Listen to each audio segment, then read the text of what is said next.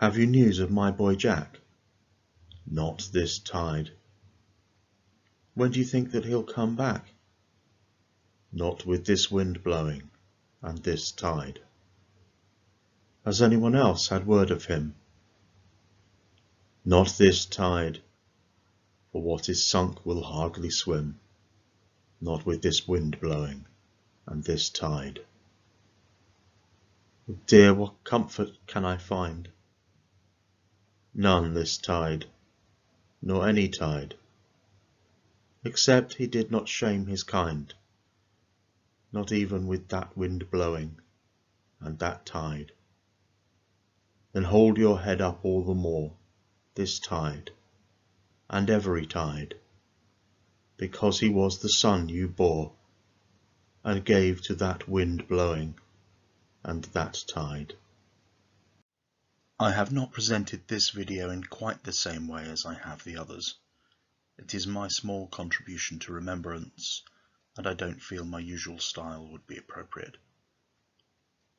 Unlike the other poems I have posted so far, this does not come from the school history of England.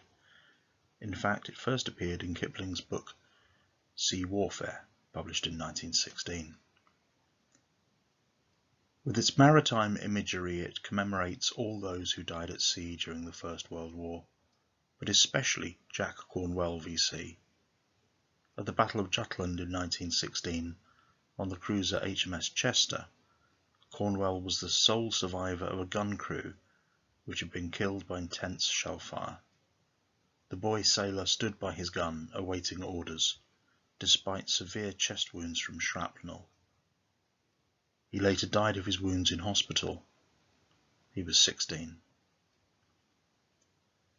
The poem is often assumed to be directly about Kipling's 18-year-old son John, who died at the Battle of Loos in 1915. No doubt Kipling's pain at his son's death did inspire him, especially as Kipling himself exerted his influence to get his son a commission in the Irish Guards, despite his eyesight being too poor for battlefield posting.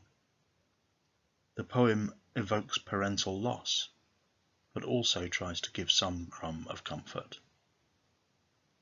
I am posting it here to commemorate all of Britain's fallen, from the First World War to the present day, lest we forget.